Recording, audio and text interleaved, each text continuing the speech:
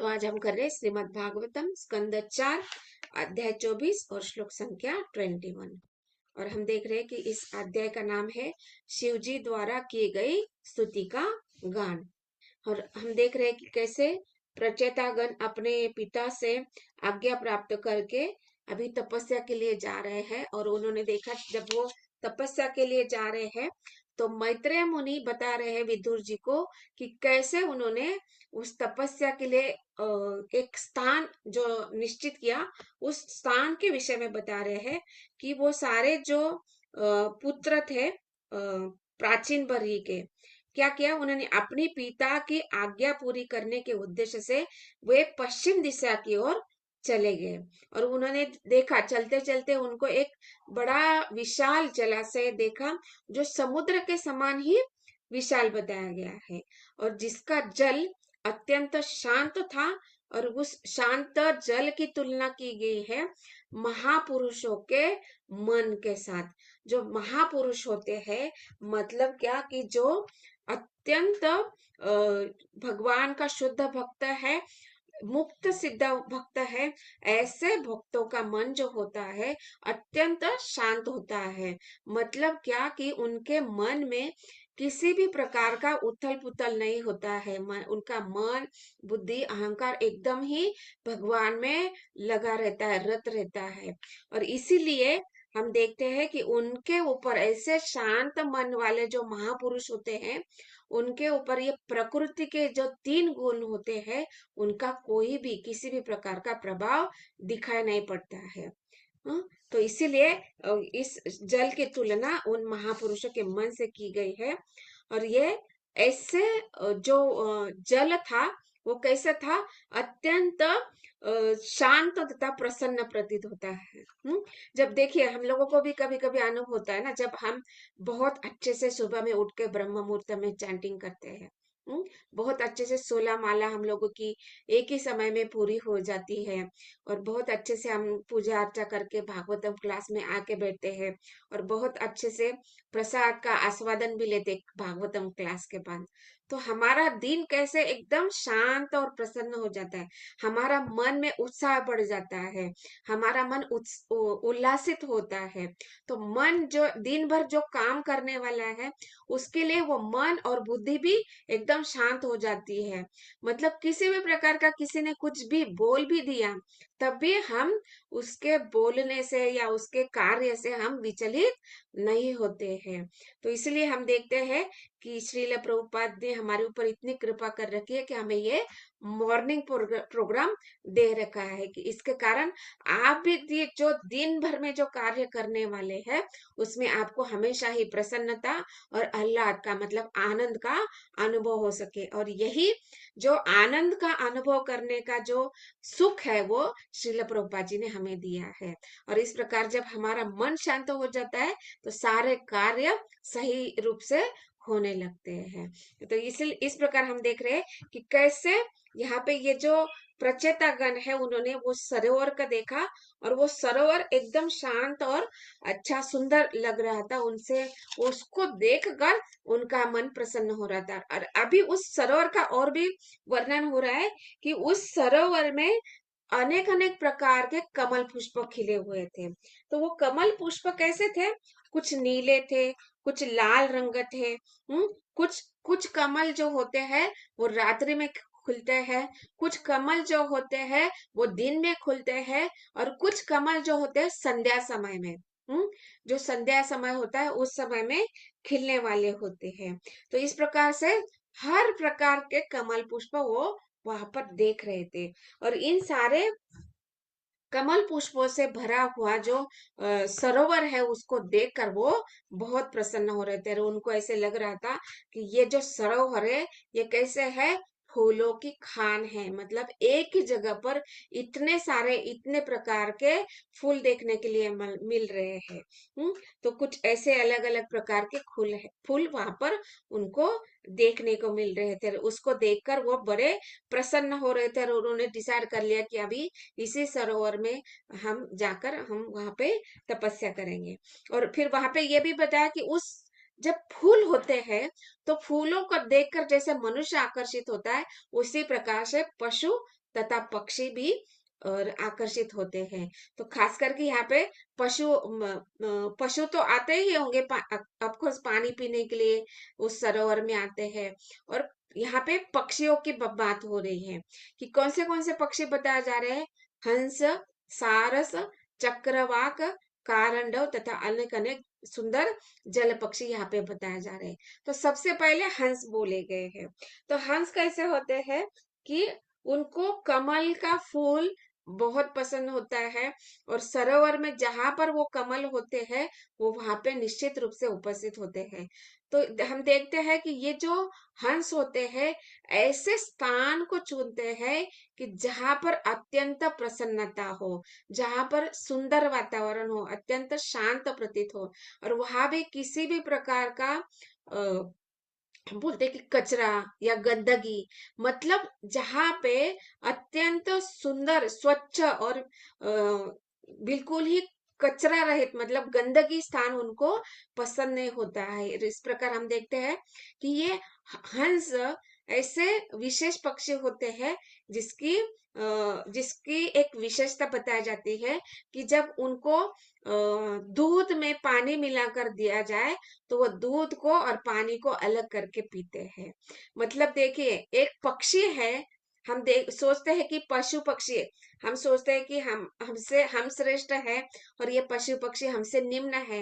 लेकिन हर एक पक्षी में अलग ऐसा विशेष गुण भगवान ने दे रखा है कि जो गुण मनुष्य में भी प्राप्त नहीं होते हैं।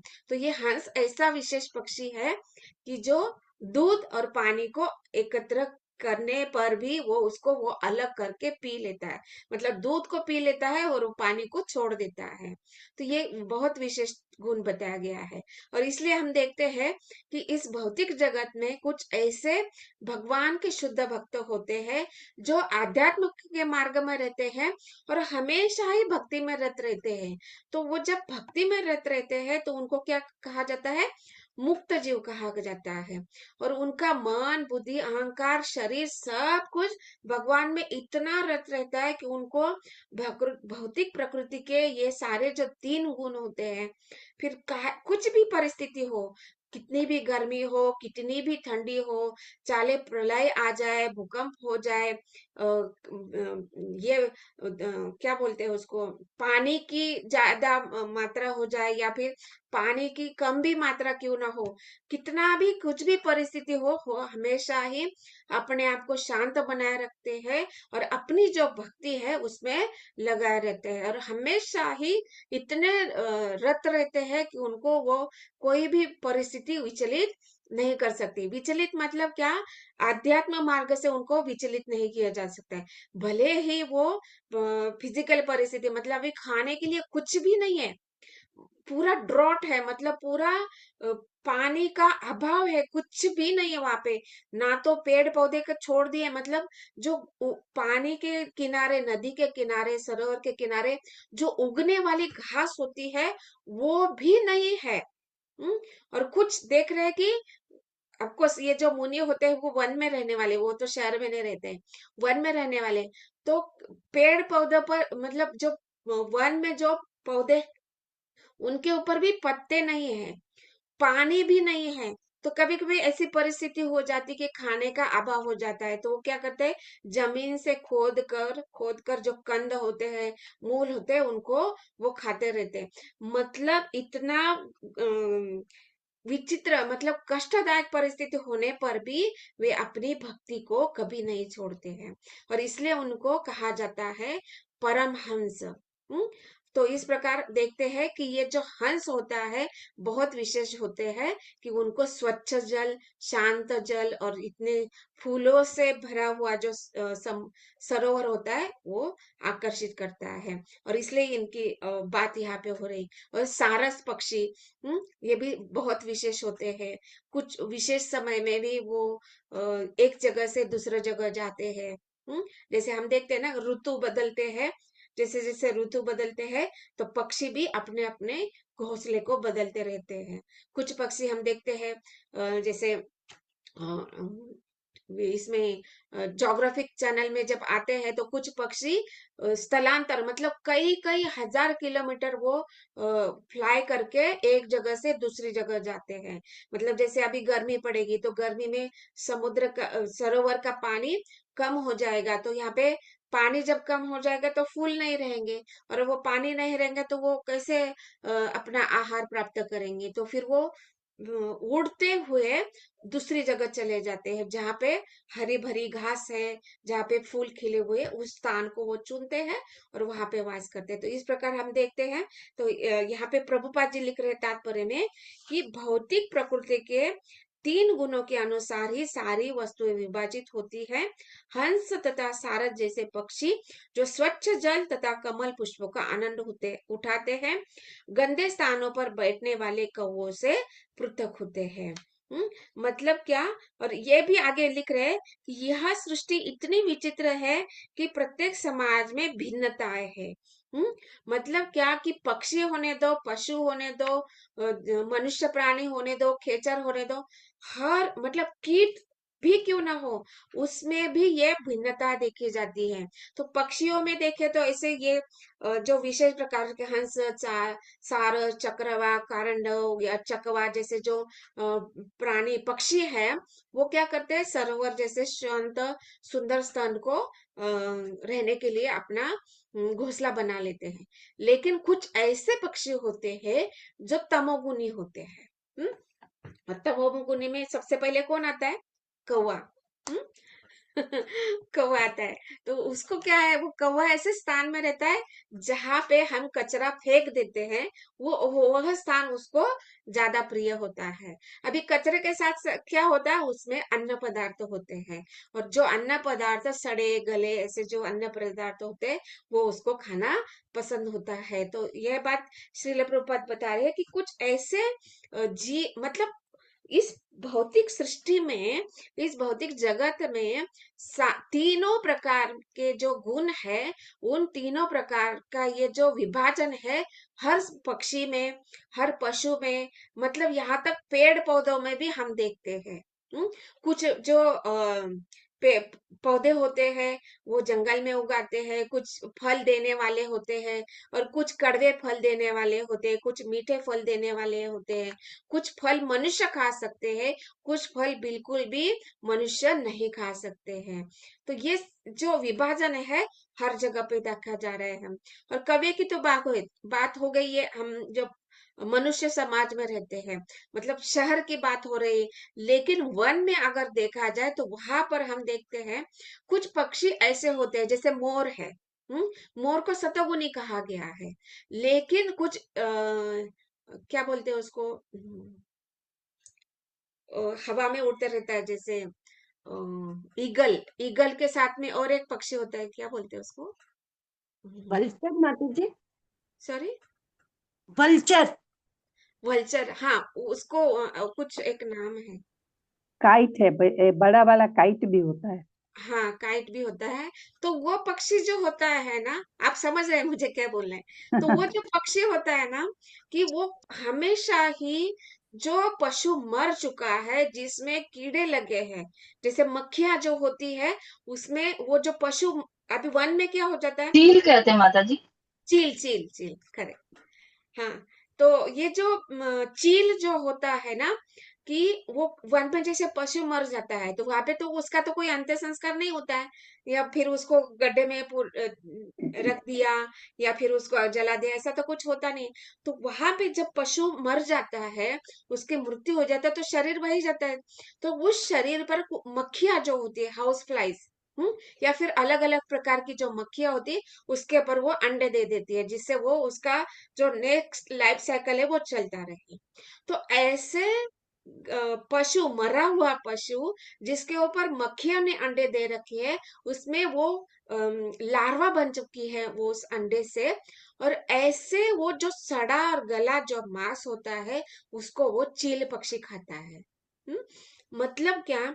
और बताया जाता है कि वो कभी कभी कुछ ऐसे, वो इतना शक्तिशाली होता है, और उसके डाइजेस्टिव सिस्टम में वो एसिडिक नेचर इतना स्ट्रांग होता है कि कभी कभी वो छोटी छोटी हड्डियां भी खा लेता है। हाँ, तो जब वो हड्डियां भी खा लेता है तो उसका डाइजेशन सिस्टम में इतना एसिडिक नेचर होता है कि वो हड्डियों को भी गला सकता है। मतलब क्या कि देखने के लिए वो भले ही हमें पशु या पक्षी लग रहा है जो हवा में उड़ता है। हवा में कौन उड़ता है? जिसका बहुत लाइट वेट है। हम्म, वही हवा में उड़ सकता है। लेकिन वो हवा में उड़ने वाला जो चील होता है वो हड्डियों को भी पचा सकता है। तो मतलब यहाँ पे क्या बताया जा रहा है कि वो पक्षी जो है वो तमोगुणी नेचर वाला है। और वो तमोगुणी नेचर वाला है जो पशु पशु मर गया है उसका मांस खा लेता है, छोटी छोटी हड्डियां। हम देखते हैं कभी कभी हम वन में अगर चले गए तो कभी कभी हमें कुछ हड्डियों का भाग दिखाई देता है। तो वो हड्डियां जो है वो पक्षी नहीं खा सकते हैं। तो जो हड्डियां वो खा सकते हैं उसको वो खा लेते हैं। मतलब क्या कि पशुओं में मोर भी देखे जाते हैं, हंस भी देखे जाते हैं, सारस पक्षी भी देखे जाते हैं। और ऐसे चील जैसे जो वल्चर्स होते हैं वो भी होते हैं, जिसके कारण इस सृष्टि का जो चक्र है वो कभी भी टूटना नहीं चाहिए। मतलब क्या कि जैसे मनुष्य प्राणी में भगवान द्वारा ये दैवी गुण आश्रम पद्धति बताया गया है, वर्ण पद्धति बताया गया है। क्या? ब्राह्मण, क्षत्रिय, वैश्य तथा क्षुद्र। तो ये पशु पक्षियों में भी ये सारा देखा जाता है।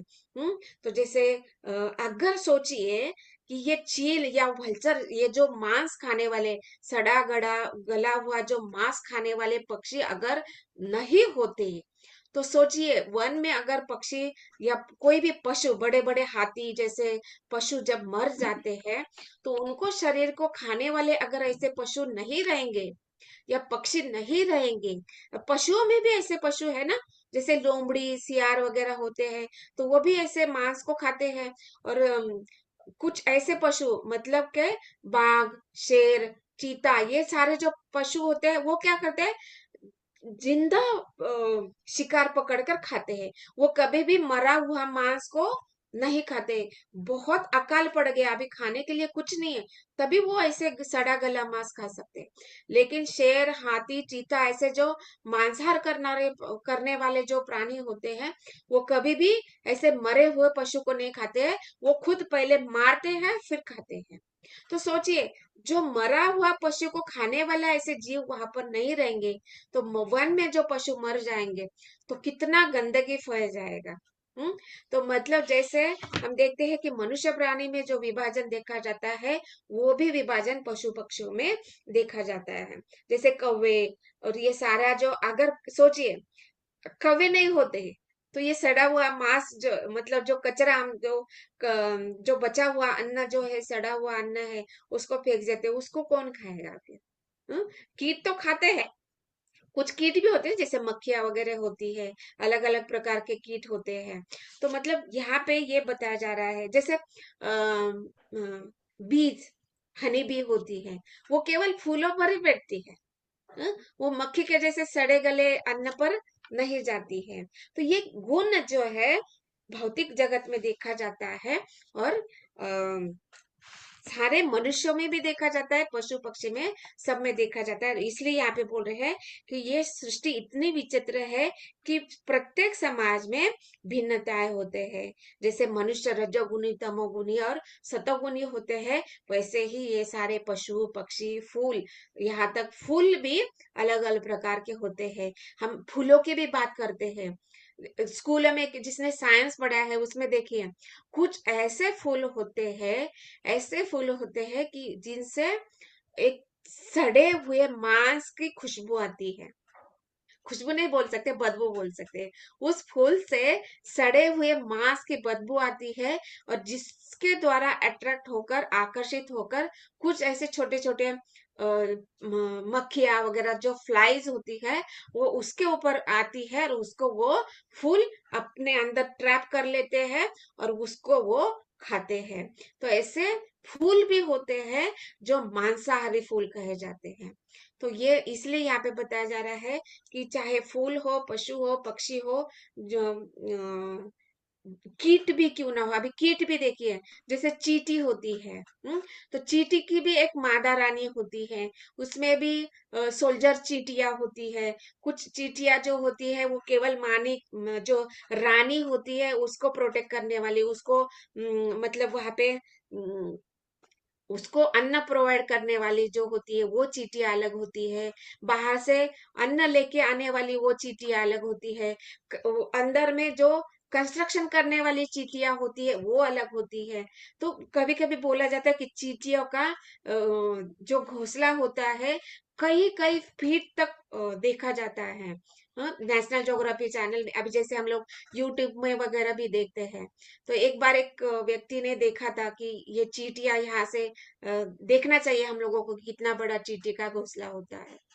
तो वो चींटियों को घोंसले में उसने सीमेंट डालने का प्रयास किया। तो सीमेंट वो लगभग 4 या 5 दिन तक वो सीमेंट डालता रहा, और देखा गया कि लगभग 2 माले इतना वो चींटियों का घोंसला था। तो हम देखते हैं कि ये छोटी सी चींटी जिसको देखना कितनी छोटी होती है, हम्म तो वो अपने शरीर का भार जो होता है उससे 8 गुना भार को वो उठा सकती है। तो ये शक्ति उसको दे रखी है। और अंदर में देखा गया कि वो जो उसका घोंसला था उसमें वेंटिलेशन का भी पूरा प्रोविजन था, मतलब कहाँ से हवा आनी चाहिए, कहाँ से आने जाने का रास्ता होना चाहिए, कौन कहाँ से आएगा, ये पूरा इंजीनियरिंग वर्क वहां पे देखा गया था। मतलब क्या कि उनमें भी सतोगुनी चींटियां होती है, उनमें भी तमोगुनी चींटियां होती है, और उनमें भी रजोगुनी चींटियां होती है।